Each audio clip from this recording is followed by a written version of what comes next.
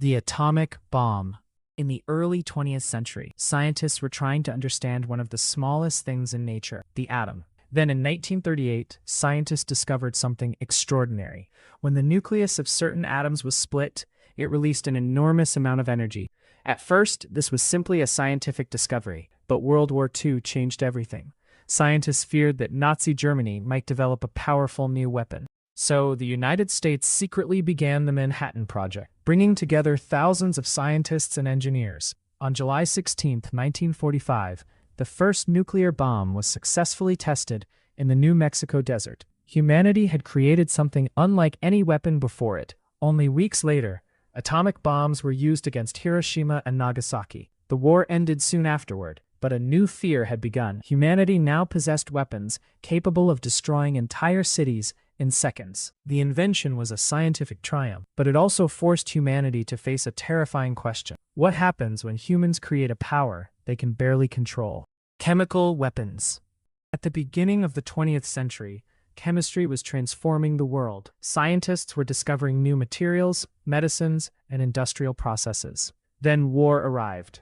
During World War I, military leaders began searching for new ways to defeat their enemies. The idea was horrifyingly simple. Why attack the enemy with bullets when the air itself could become a weapon? In 1915, German forces released large amounts of chlorine gas near Ypres, Belgium. The gas moved across the battlefield with the wind. Soldiers had little protection and struggled to breathe. Soon, other chemical agents were being used, including phosgene and mustard gas. Mustard gas was particularly terrifying because its effects could be delayed. It could severely damage the skin, eyes, and lungs. The battlefield became a place where simply breathing could become dangerous.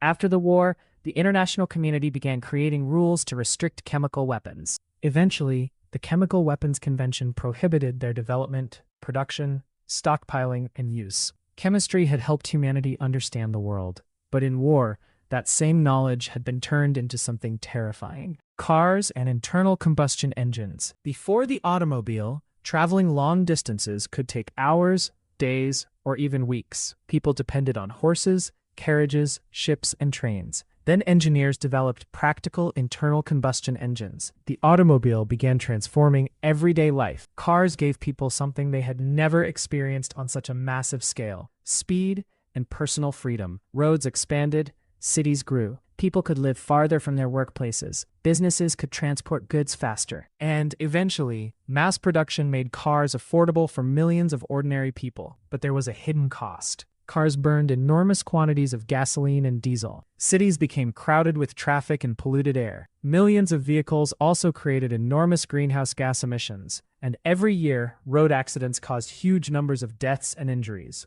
The automobile was never simply a bad invention. It transformed transportation and gave humanity incredible freedom. But the world became so dependent on it that its disadvantages became impossible to ignore. CFCs, the miracle chemicals. Early 20th century, refrigerators and cooling systems had a problem. Some of the chemicals used in them were toxic or highly flammable. Engineers wanted something safer. In 1928, a team led by chemist Thomas Midgley Jr. developed chlorofluorocarbons, better known as CFCs. They seemed almost perfect. They were stable, they were useful in refrigeration. They were also used in air conditioners and aerosol products. For decades, CFCs were considered a technological success. But there was a problem hidden high above the Earth. Scientists eventually discovered that CFCs could reach the upper atmosphere, where ultraviolet radiation could break them apart and release chlorine. That chlorine could destroy ozone molecules. The ozone layer is extremely important because it helps protect life on Earth from harmful ultraviolet radiation. In the 1980s, scientists discovered severe ozone depletion over Antarctica. The world realized that a chemical once considered safe was damaging one of Earth's protective shields. Governments responded with international cooperation. In 1987, countries signed the Montreal Protocol to phase out many ozone-depleting substances. Sometimes the danger of an invention is not what we know about it, but what we don't know yet. Social media. The original idea behind social media was simple: connect people. Instead of waiting for letters or expensive phone calls, people could communicate instantly across the world. Friends could share photos, families could stay connected, Anyone could publish an idea and potentially reach millions of people. It looked like a revolution in human communication, and it was. But then something changed. Companies discovered that people's attention could be extremely valuable. The longer users stayed on a platform, the more advertisements they could see. Algorithms began learning what made people click, watch, react, and keep scrolling. Emotional and controversial content often attracted enormous attention. False information could spread incredibly quickly. People began comparing their lives with carefully selected images of other people's lives.